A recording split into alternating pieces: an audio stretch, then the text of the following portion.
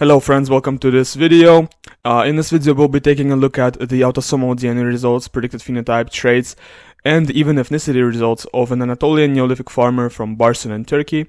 This individual is male, wait, let me close Discord. His mitochondrial lineage is K1A, and his Y-DNA is G... Is it G or is it J? Yeah, it's G2A. Yeah, I have trouble pronouncing these letters. G and J, they kind of sound similar. So his Y-DNA is G2A, as you can see. It's a lineage very common in the Caucasus nowadays. And his mitochondrial lineage is K1A. Alright, so the location, this is where he is from. This is the location where Barcin in Turkey is located. It's very close to Istanbul, as you can see, formerly known as Constantinople. And let's go ahead and take a look at what he scores with my trait predictor. So we're going to start with ethnic calculator results. With the ethnic calculator results, he is scoring closest to Ashkenazi Jews, followed by Spanish people, followed by French, followed by North Italians, followed by British, followed by Bulgarian. Further, it's not all that relevant, to be honest, but closest to Ashkenazi Jews, very interesting. Let's go ahead and take a look. Is it the right sample? Yeah, it's the right sample. Let's go ahead and look at his score with noshacot. Now we're getting into his phenotype, what he looked like. So this is what he scores with noshacot. It looks like he is scoring dark brown eyes. Okay, it looks like he is scoring black hair. So likelihood of any non-brown color for him is really low. It's pretty much inexistent. There is no chance he's got any kind of eye color lighter than light brown, and he's likely got dark brown eyes. When it comes to hair color, he's predicted to have black hair. Once again, any kind of hair color that's not black is really improbable here. When it comes to skin color, it looks like he's got intermediate or olive skin, although there is also a 25% chance of darker brown skin for him. So there's a possibility that he's got darker skin tone, but really he's probably got intermediate or olive skin tone. The odds of light skin for him are really low, really insignificant. This is the predicted eye color that my web version of noshacot generated for him. And when it comes to hair texture, he's predicted to have wavy hair texture. Very interesting. Alright, now let's go ahead and see what genotypes contributed to this result. Let's scroll to the very end. It looks like he does not have blue eye haplotype 1, does not have blue eye haplotype 2, does not have blue eye haplotype 3 or BEH4. He doesn't really have any of the blue eye haplotypes. However, he has this genotype which is typically associated with having BEH2, and he has this genotype which is typically associated with having heterozygous genotype in BEH1. So he does have some variants for lighter pigmentation of eyes and hair, although they aren't enough to give him a light color of eyes and hair. Let's go ahead and check his polygenic risk scores, what illnesses he might have had. It looks like he's got very low score for schizophrenia, as did every Anatolian Neolithic farmer I've run so far. They all score really low for schizophrenia. It seems to be a common theme.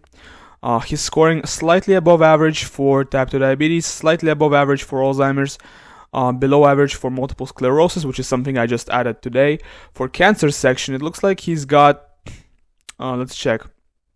1 risk variant for breast cancer out of 12, kind of typical. 7 risk variants for testicular cancer out of 18. I guess that's, I don't know. Yeah, okay, that's typical, yeah. That's typical. That's less than 9, less than half, so that's typical. 2 risk variants for celiac disease out of 12, typical as well. 0 risk variants for GSS out of 16, really good, really typical as well. And for Crohn's disease, 10 out of 24. Now, 10 out of 24 is really unusual. We're gonna have to go and check for Crohn's disease what kind of genotypes he has. He's got a very high risk score for Crohn's disease. Just looking at this, definitely very unusual score. Let's go ahead and look at his monogenic traits. It looks like he's got warrior genotype in MAOA and intermediate genotype in COMT. So overall, he's probably a little bit more warrior than warrior, because you take the average, slightly closer to warrior here. So warrior genotype would mean he's got more dopamine, slower dopamine breakdown, more dopamine building up in the system, advantages in memory and attention tasks. However, he's also got AA here in DRD2 sporophenoidin pro variation, and the AA here in DRD2 sporophenoidin pro variation causes a reduction in the number of dopamine due to receptor sites in the brain.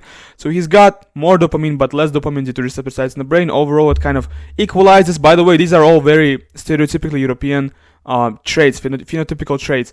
Being a warrior is a very stereotypically European phenotypical trait. Having no-go learner variants in DRD2 Pro, once again, stereotypically European trait. Statistically speaking, it's very European. So it's a very European result overall. It looks like he does not have long form 5-HT-TLPR. He's got short form 5-HT-TLPR, slightly higher odds of depression, stuff like that, but that's pretty much typical. Pretty much everybody in the world has short form 5-HT-TLPR, and then there's like 20% or something, or maybe like 10% or something, maybe even less, people who have long form 5-HT-TLPR. So he doesn't fall into that 10%, into that lucky 10%. Bad for him, but whatever. It looks like he does not carry any derived variants for European lactose persistence. If you took an ancestry test, they would say you're lactose intolerant. But then again, pretty much everybody outside of Europe has the same genotype here, and not everybody outside of Europe is lactose intolerant, so there's obviously some other genes that contribute to this phenotype. For OXTR and empathy gene, it looks like he's got 2 variants for higher levels of empathy in OXTR, really good. It looks like he does not have type 1 diabetes, really good. For hemochromatosis, he is not a carrier for C282Y hemochromatosis mutation, really good. For Alzheimer's, it looks like he's actually got heterozygous genotype in this variation, so he's got 1 APOE2 allele in the APOE gene. So he's got some risk variants for Alzheimer's in APOE, which does contribute to a much higher score for Alzheimer's. For multiple sclerosis, it looks like he does not have any risk variants for multiple sclerosis in the HLA gene, which are really important. For myopia, we're going to skip myopia. That doesn't really matter. We don't care about that. He does not have micro P. Good for him. Mix of muscle types, slightly more sprinter than endurance athlete, good for him. 1 fat gene variant in FCO's IRS9939609, so it looks like he has one of the alleles that correspond with the higher odds of obesity and sleep apnea. He's got 1 variant for increased pain sensitivity in SCN9A, that's kind of uncommon. For EDAR, it looks like he does not have East Asian EDAR, he's got a European genotype in EDAR.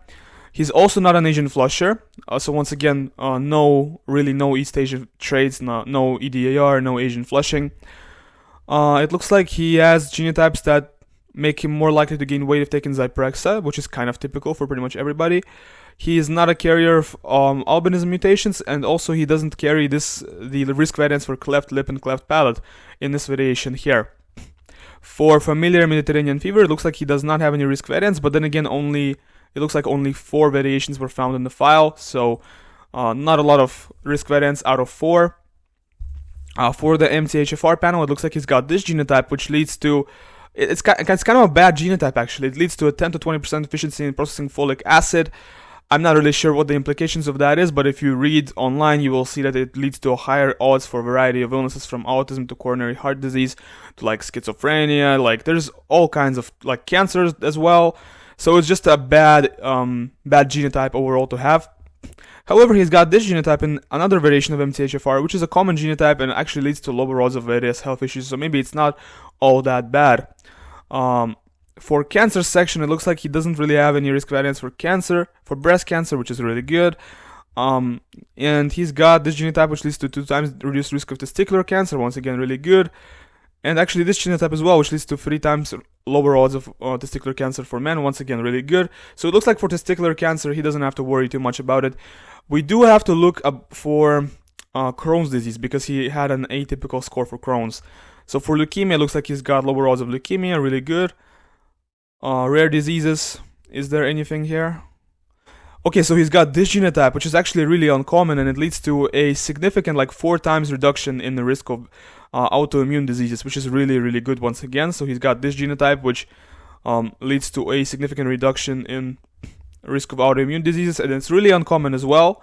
I'm not sure where the good allele is most common, and is probably is European. It looks like I've noticed this trend, when I add these variations and I look at their frequencies, the allele frequencies, I notice this trend that every allele that is like good, that leads to better health, tends to be most common in Europeans. I don't know why that is, but that's just something I noticed. Europeans are, it looks like, the most healthy people, aside from multiple sclerosis. When it comes to multiple sclerosis, I noticed that Europeans tend to have more of the risk alleles than everybody else. For celiac disease, it looks like some risk variants for that, but celiac disease score for him was normal. For, let's see, for Crohn's. So, okay, none of the 3 most important variations for Crohn's were found in the file, and that kind of is good. That's good to see, because he scored, let's see, for polygenic risk scores. he scored something really crazy for Crohn's. Right, he scored 10 out of 24. And if he had risk variance in these variations, that would be like really bad, because these variations are really important. They're by far the most important variations for Crohn's disease, but he does not have any risk variance in here because he doesn't have these variations are simply not in the file, they're not genotyped, so that's good to see. It means that his score, as terrible as it is not as valid as it would otherwise have been if these were present here.